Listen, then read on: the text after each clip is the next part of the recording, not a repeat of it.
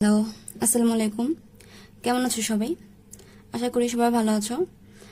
আমরা গত ক্লাসে অধ্যায় 12 এর যে লেকচারটা করেছিলাম, আশা করছি সবাই সেটা বুঝতে পেরেছো। তো আজ আমরা এই অধ্যায়ের অর্থাৎ অনুশীলনী 12.3 এর যা কিনা 142 পৃষ্ঠার 2 এবং 3 নম্বর অঙ্ক করে ফেলবো এবং এর মাধ্যমে আমাদের এই অধ্যায় শেষ হয়ে যাবে। তো চলো শুরু করি।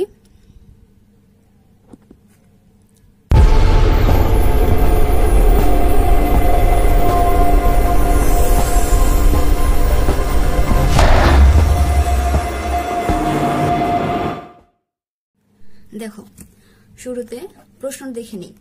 2 নম্বর প্রশ্নটা কি ছিল? 139 নং পৃষ্ঠার উপাত্ত ব্যবহার করে একটি স্তম্ভ লেখ আঁকো, যার শিরোনাম হবে যানবাহনের সংখ্যা। 139 পৃষ্ঠা থেকে আমরা একটা স্তম্ভ পেয়েছিলাম, উপাত্ত ব্যবহার করে একটা ছক পেয়েছিলাম। ছকটা কি ছিল? বাইসাইকেলের সংখ্যা পেয়েছিলাম 3টা, কারের সংখ্যা পেয়েছিলাম 5টা, মোটরসাইকেল পেয়েছিলাম 6টা, বাস পেয়েছিলাম 3টা, সিএনজি পেয়েছিলাম 1টা। টোটাল যানবাহনের সংখ্যা ছিল 18টা। তো এই ছক বা এই সারণী ব্যবহার করে আমাদেরকে কি বলে এটা, একটা স্তম্ভ লেখ আঁকতে হবে। তো চলো শুরু করি। তো প্রথমে আমরা কি করব, স্কেলের যে পাশে সেন্টিমিটার আছে সেই পাশটা এদিকে বসিয়ে এভাবে বসিয়ে এভাবে একটা রেখা দিব। এটাকে কি রেখা বলা হয় মনে আছে? বলেছিলাম কিন্তু, অনুভূমিক রেখা। আচ্ছা, তো আবার না বসিয়ে আমরা একবার এই বিন্দুগুলো চিহ্নিত করে ফেলবো। দেখো এখানে এটা 0, এই যে 1 2 3 4 5 6 7 8 9 10 11 12 13 14। আচ্ছা, আর লাগবে না, অনেকগুলো নিয়ে নিয়েছি আমরা। আর একইভাবে উপরের দিকেও আমরা স্কেল বসাবো। স্কেল বসিয়ে এটাকে কি রেখা বলা হয় মনে আছে? এটাকে বলা হবে উল্লম্ব রেখা। তো একবারই আমরা বিন্দুগুলো চিহ্নিত করে ফেলবো। তাহলে এখানে 1 2 3 4 5 6 7 8 9, এটা হচ্ছে 10। আচ্ছা, 10। লক্ষ্য রাখতে হবে এখানে প্রশ্নে যে সর্বোচ্চ সংখ্যাটা আছে, সর্বোচ্চ সংখ্যা এখানে কত? 6, সেটা যেন থাকে। অলরেডি আমরা এখানে 10 পর্যন্ত নিয়ে নিয়েছি, তো কোনো সমস্যা নেই। আচ্ছা, এখন কি করব?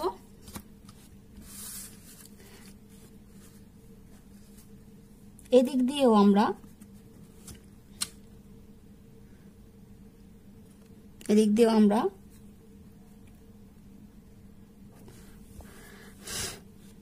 একটা সোজা করে দাগ দিব। আচ্ছা, এবং পয়েন্ট চিহ্নিত করব। তাহলে 1 2 3 4 5 6 7 8 9 10। এই সাইডের এই অংশগুলো এটা আঁকা প্রয়োজনীয় না, কিন্তু কেন দিয়েছি? কারণ হচ্ছে তোমরা রেখাগুলো, ঘরগুলো ঠিক মতো করতে পারো না। তো এটা যদি চিহ্নিত করা থাকে তাহলে খুব সহজেই তোমরা যোগগুলো করতে পারবা। নইলে লাইন বাঁকা হয়ে যাবে, তখন গ্রাফটা সুন্দর হবে না, মানে স্তম্ভ লেখাটা সুন্দর হবে না। তাহলে এখানেও চিহ্নিত করি। 1 2 3 4 5 6 7 8 9 10 11 12 13। আচ্ছা, ওইটা তো দেওয়াই আছে। এই তো আমাদের ঘরটা আঁকা একটু কঠিন কাজ। তো এখন আমরা এই বক্সগুলো করে ফেলবো আস্তে আস্তে। এখানে একটু ধৈর্য লাগবে। পয়েন্টগুলো দেওয়াই হয়েছে যাতে বক্স ঘরগুলো ঠিক থাকে, যেন আঁকা বাঁকা না হয়। আর তোমরা তো পেন্সিলের সাহায্যে করবে, অবশ্যই পেন্সিলের সাহায্যে করতে হবে। এবং স্কেল ছাড়া চেষ্টা করবে, খালি হাতে যেন এটার মধ্যে কোনো দাগ না পড়ে। আমরা অনেক সময় ভুলে দিয়ে দিই।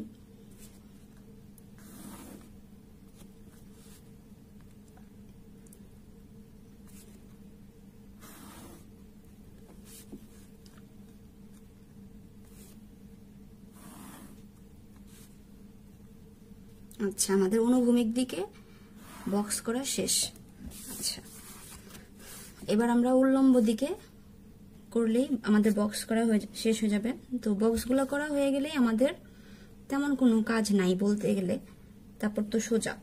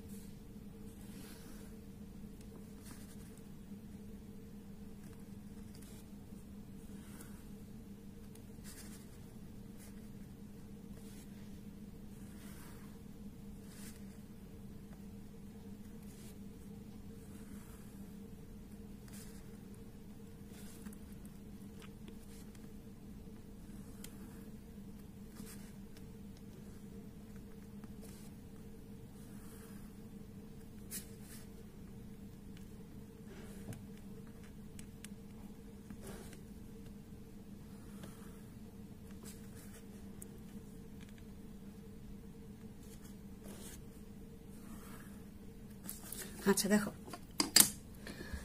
ওকে, এখন আমাদের কাজ কি? এই বিন্দুর নাম কি? শূন্য। এই বিন্দুর নাম হচ্ছে শূন্য।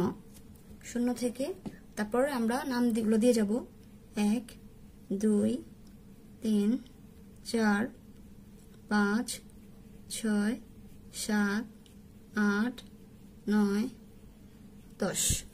আর এদিকে আমরা কি বসাবো? যানবাহনের নাম। তাহলে এক ঘর বাদ দিয়ে আমরা লিখবো, এটার নাম লিখবো বাইসাইকেল। এটার নাম হচ্ছে বাইসাইকেল। আচ্ছা, আবার এক ঘর বাদ দিয়ে এটার নাম লিখবো আমরা কার। আবার এক ঘর বাদ দিয়ে এটার নাম লিখবো আমরা মোটরসাইকেল।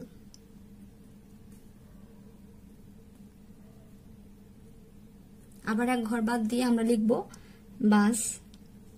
আর এক ঘর বাদ দিয়ে আমরা লিখবো সিএনজি। আমাদের 5টা যানবাহন ছিল, 5টা যানবাহন লেখা শেষ। এখন বাইসাইকেলের সংখ্যা ছিল কয়টা? 3টা এই পর্যন্ত। তাহলে আমরা গতদিন তোমাদেরকে দেখিয়েছিলাম যে তোমরা এভাবে করবে। তোমরা ইচ্ছা করলে এটাকে ভরাটও করে দিতে পারো, সুন্দর করে ভরাট করে দিবে। কারণ হচ্ছে তোমরা ওভাবে করতে পারো না, তো এইভাবে আস্তে আস্তে ধরে এটাকে ভরাট করে দিবে এভাবে।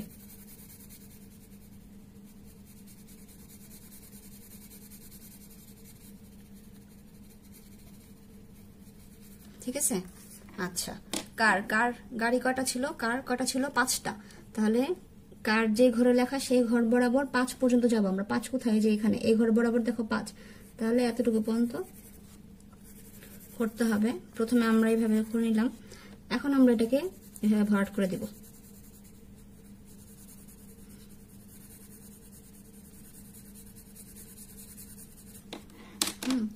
আর যদি ভরাট করার সময় না পাও, তখন তোমরা ওভাবে যেভাবে দেখিয়েছি আগের দিন ওরকম করে দিবে।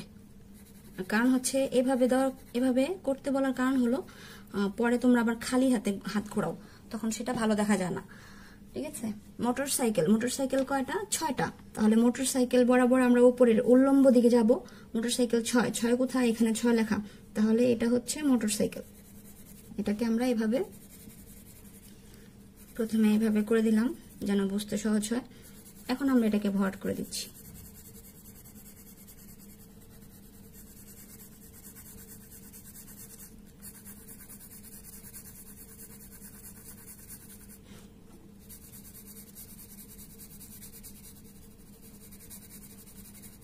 ঠিক আছে? এভাবে করতে হবে। বাস কয়টা ছিল? বাস হচ্ছে 3টা। তাহলে বাস যেখানে লেখা সেই ঘর বরাবর আমরা উপরের দিকে যাব। 3 পর্যন্ত এসে বাস এটাকে ভরাট করে দিব।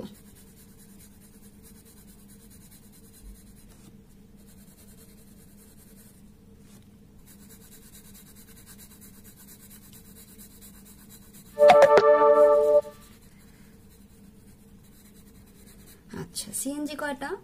একটা। তাহলে সিএনজি বরাবর আমরা উপরের দিকে উঠবো, এখানে আসবো,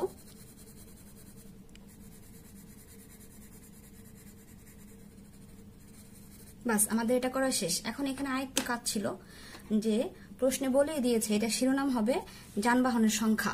তাহলে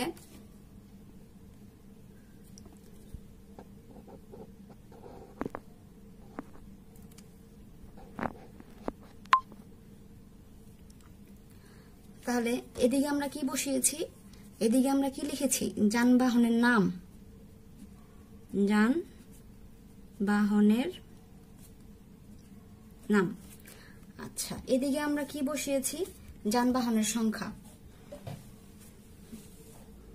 তাহলে এটা এদিকে আমরা লিখে দিলাম যানবাহনের সংখ্যা। আচ্ছা উপরের দিকে বলেই দিয়েছে প্রশ্নে, উপরের দিকে কি নাম হবে, শিরোনাম হবে,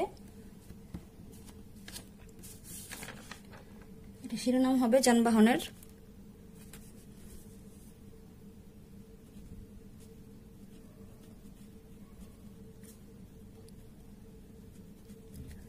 সংখ্যা। আচ্ছা তাহলে এদিকে আমরা বসিয়েছি যানবাহনের সংখ্যা। এই তো আমাদের স্তম্ভ লেখা আঁকা শেষ। ঠিক আছে, এভাবেই করতে হবে তোমাদেরকে এটা। তো আমাদের এখানে 2 নম্বর করা শেষ হয়ে গেল। এখন আমরা 3 নম্বরটা করব। 3 নম্বর যাওয়ার আগে, উত্তরে যাওয়ার আগে আমরা বই থেকে একটু প্রশ্নটা দেখে নিব। দেখো এখানে বইয়ের প্রশ্নে কি বলেছে, দেখো নিচের চিত্র 2টি তুলনা করো। 2টি চিত্রকে কি স্তম্ভ লেখ বলতে পারো? সহপাঠীদের সাথে আলোচনা করো এবং নিজের মতামত দাও। দেখো এখানে কি দেওয়া, শিক্ষার্থীর সংখ্যা। এদিকে কি দেওয়া, এদিকে কিছু ফলের নাম দেওয়া, কলা, আপেল, কমলা, পেয়ারা, অন্যান্য কিছু ফলের নাম দেওয়া। আচ্ছা এখানে আবার এটা পছন্দের ফলের তালিকা। এখানে আবার কলা, আপেল, কমলা, পেয়ারা, অন্যান্য ফলের নাম দেওয়া এবং এদিকে শিক্ষার্থীর সংখ্যা দেওয়া। তাহলে এই 2টাকে কি আমরা স্তম্ভ লেখ বলতে পারি কিনা? আচ্ছা দেখো প্রথম চিত্রটিতে একটু দেখাচ্ছি বই থেকে। প্রথম চিত্রটিকে এটাকে কি বলা হয়, অনুভূমিক রেখা, আর এটাকে কি রেখা বলা হয়, উল্লম্ব রেখা। তাহলে প্রথম চিত্রটিতে অনুভূমিক রেখা যেদিকে সেদিকে ফলের নাম লেখা হয়েছে এবং উল্লম্ব দিকে শিক্ষার্থীর সংখ্যা লেখা হয়েছে। এবং দ্বিতীয় চিত্রটিতে অনুভূমিক দিকে শিক্ষার্থীর সংখ্যা লেখা হয়েছে, উল্লম্ব দিকে ফলের পছন্দের ফলের নাম লেখা হয়েছে। তাহলে এই কথাটাই আমরা লিখবো এখানে উত্তরে গিয়ে, রেখা বরাবর শিক্ষার্থীর সংখ্যা লেখা হয়েছে। অপরদিকে দ্বিতীয় চিত্রটিতে আনুভূমিক রেখা বরাবর শিক্ষার্থীর সংখ্যা এবং উল্লম্ব রেখা বরাবর ফলের নাম লেখা হয়েছে। দুটো চিত্রকে স্তম্ভ লেখা বলতে পারি, কারণ দুটো চিত্রেই পছন্দের ফলের সঠিক চিত্রটি ফুটে উঠেছে। তো এই হলো আমাদের আজকের লেকচার। আশা করি সবাই বুঝতে পেরেছ। আগামী ক্লাসে আমরা নতুন কোনো অধ্যায় নিয়ে আসবো। তো সেই পর্যন্ত সবাই ভালো থাকো, সুস্থ থাকো এবং বেশি বেশি অনুশীলন করো।